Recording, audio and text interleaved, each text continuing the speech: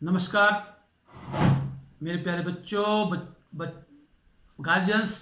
मैं आज का वीडियो विशेष करके अभिभावकों को टारगेट करके बना रहा हूं और बच्चों को लिए भी। मैसेज सबके लिए समान है, लेकिन इसमें कुछ बातें मैं गार्जियंस को विशेष फोकस करके उनको संबोधित करके कहना चाहता हूं कि आपके घर में, सभी के घर में बच्चे होंगे, अवश्य आपके भी बच्चे होंगे। और इस लॉकडाउन के पीरियड में निश्चय ही आपके बच्चे भी पढ़ते नहीं होंगे, टीवी ज़्यादा देखते होंगे, मोबाइल ज़्यादा देखते होंगे और खेलने कूदने में ज़्यादा समय बिताते होंगे। तो मेरा कहना है कि आप लोगों को भी थोड़ा सा सावधान होने की आवश्यकता है। इस समय आप उनके माँ बाप ही नहीं हैं, आप उनके गुरु का भी रोल आपको निभाना पड़ेगा, हमारा भी रोल आपको निभाना पड़ेगा। यद्यप मैं आपकी मदद कर रहा हूँ मोबाइल के माध्यम से, यूट्यूब वीडियो के माध्यम से, लेकिन उसके साथ ही आपको ये भी निभाना पड़ेगा कि आपको उसका अध्यापक, टीचर, गुरु अवश्य बनना पड़ेगा, तभी जाकर बच्चा आपको सफल होगा।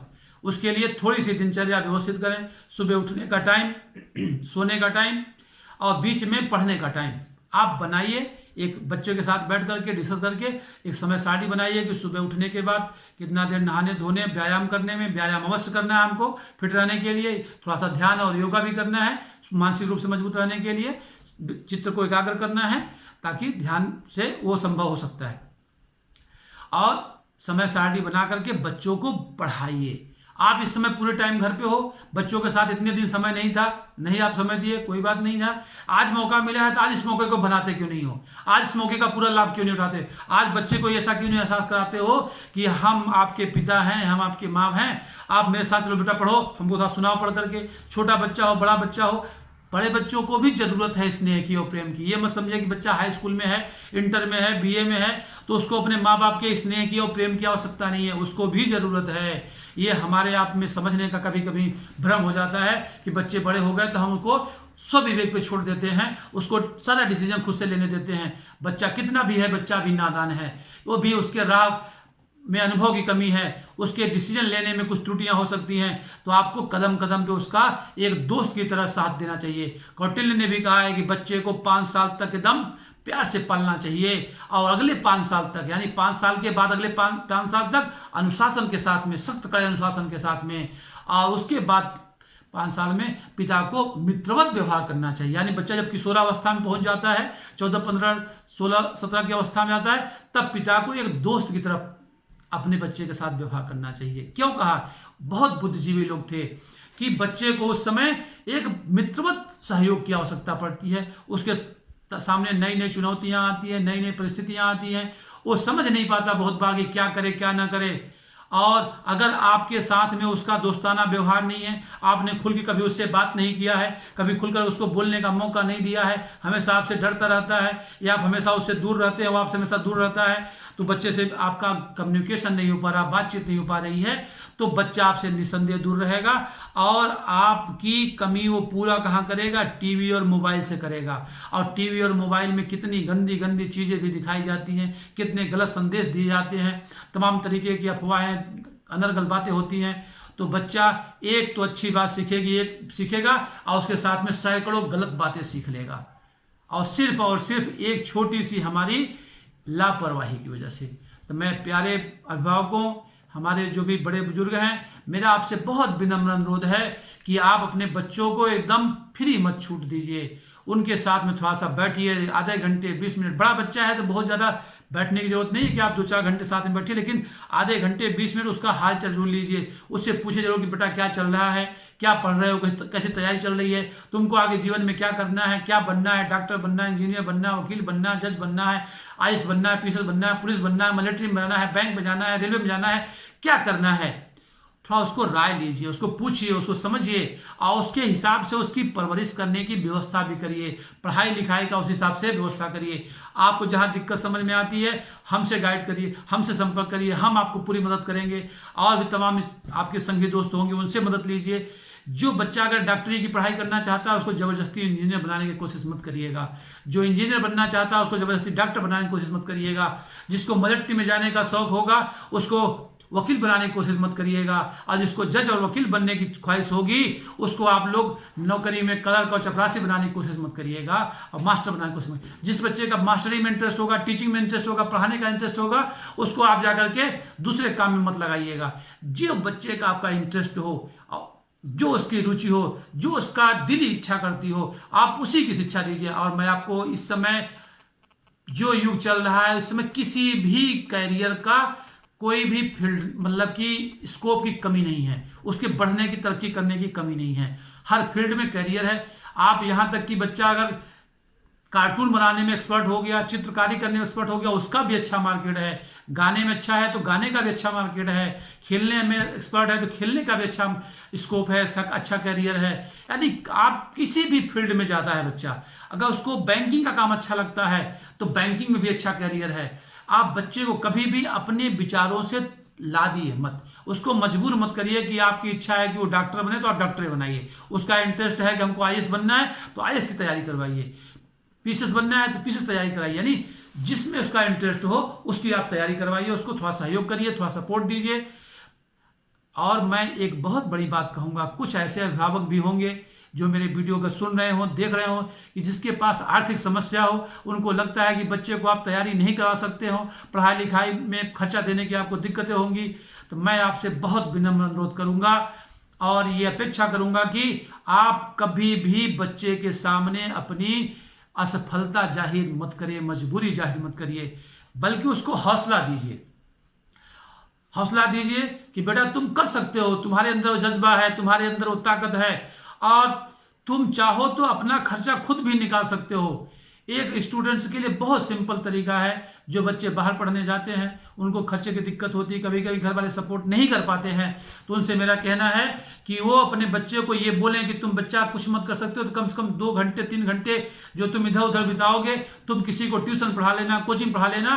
तो उसको कोचिंग और ट्यूशन पढ़ाना शुरू कर देगा। उसका शुरुआत में दिक्कत होगी लेकिन धीरे धीरे सेट हो जाएगा, तो अपना पूरा खर्चा बाहर रहने का वो खुद ही निकाल लेगा।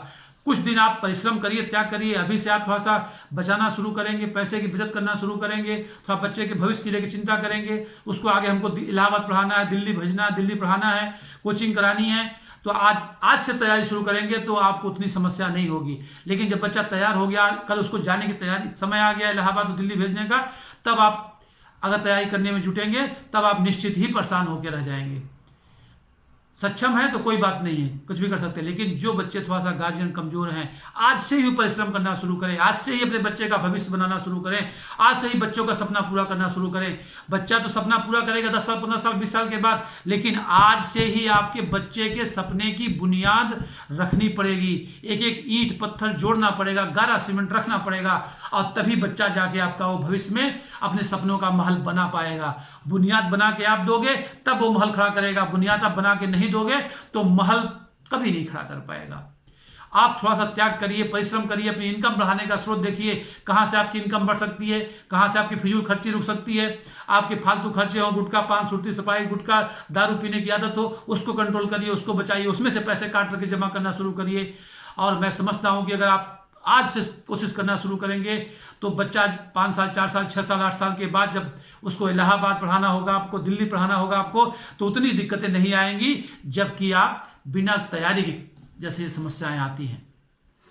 एक लड़की पैदा होती है, आज का गार्जियन बहुत होशियार हो गया, लड़की पैदा हुई है तो खाता खुलवा दिया, 100 200 500 रुपया महीना जमा करना शुरू किया। लड़की जब 14 15 16 17 18 साल की होती है तब तक उसके बाद लाख 2 लाख 4 लाख की व्यवस्था हो जाती है। पैसे को एफडी उफडी करके उसको डबल करके वो लाख 2 लाख 3 लाख 4 लाख की व्यवस्था हो जाती है।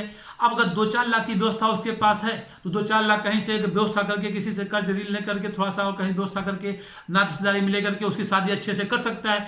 लेकिन जो बाप की केयर नहीं करता, बच्ची पैदा हो गई, अब निर्धन छोड़ दिया, मस्ती से काम कर रहा है, खाए पिए एंजॉय, गुटखा पानी, गुटखा सुपारी जर्दा पार्टी सार्टी हो रही, दारू बियर चल रहा है, और जब लड़की सयानी हो गई, शादी का समय आता है, तब वो जाके लोगों से भीख मांगता है, कर्ज लेता है, गहने रखता है, जमीन बेचता है, तो समस्या विकट खड़ी हो जाती है। नहीं, आप समझते हो। हर इसमें से सुनने वाले में मैं आपसे बात कर रहा हूं, आप में से बहुत लोगों ने ऐसा महसूस किया होगा, बहुत लोगों के साथ में गुजरी होगी ये बात।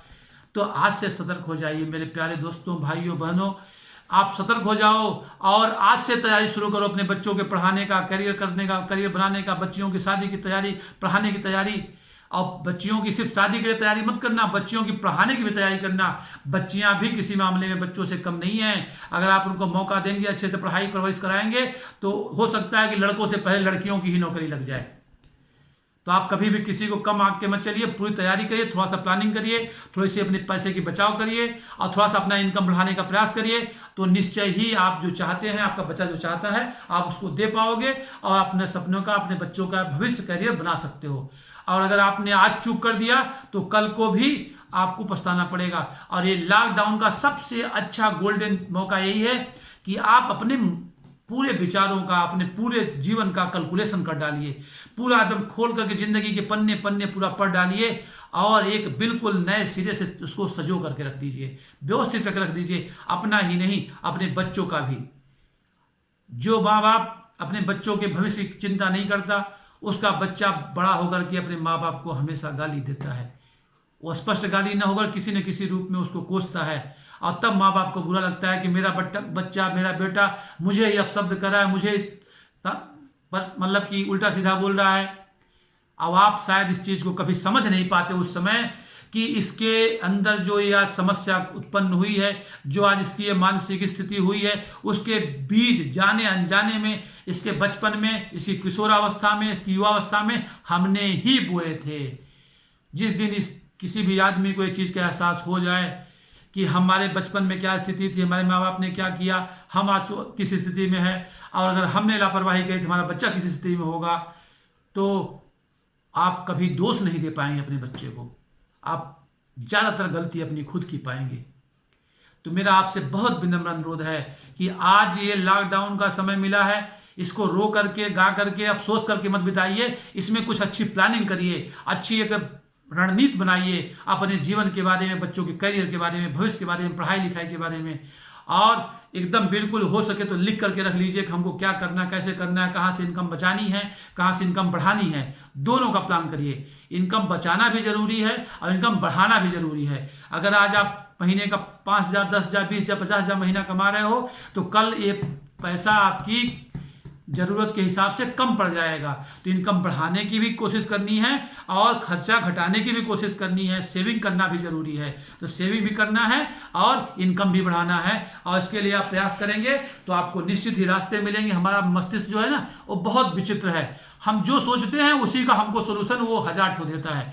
हमने सोचा कि हमारा रोजगार बढ़ना चाहिए, हमारा पैसा बढ़ना चाहिए, हमको पैसा बढ़ के मिलना चाहिए, तो 20 ठो आपको उपाय बताएगा, कैसा कर लो, वैसा कर लो, ये कर लो, वो कर लो, वैसा कर लो, ये करो। आपको बहुत सारे रास्ते बताएंगे, उसमें से आप छांट काट कर लो, ढूंढ लो हमारे लिए सबसे सुटेबल कौन पड़ता है। 2-4 में से एक आध दो तो काम का हो ही जाएगा।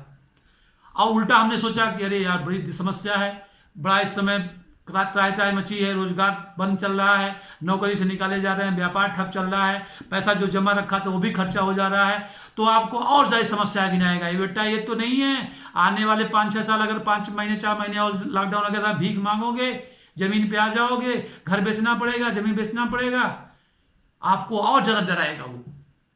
तो डरिए मत, हमेशा पॉजिटिव सोचिए, निगेटिव से बिल्कुल दूर दूर तक नाता हटाइए। न तो बच्चों को सोचने दीजिए, न खुद सोचिए, न दूसरे को सोचने दीजिए। हमेशा पॉजिटिव सोचिए, be positive, think positive, do positive. आप हमेशा पॉजिटिव सोचिए, पॉजिटिव करिए, पॉजिटिव ही रहिए। एकदम जान लीजिए कि थोड़ा मुश्किल जरूर है, समस्याएं तो होगी, लेकिन निश्चित ही आपको सफलता मिलेगी ही मिलेगी। लॉकडाउन के बाद बहुत तेजी से लोगों की डिमांड होगी, रोजगार की डिमांड होगी, उद्योग धंधे चलेंगे, आदमी की डिमांड होगी। तो आने वाला समय में अपॉर्चुनिटी मिलनी है वाली है, बढ़ने ही वाली है। तो हमको निराश नहीं होना है, हमको डटे रहना है, शारीरिक रूप से, मानसिक रूप से एकदम स्वस्थ रहना है, सबल रहना है।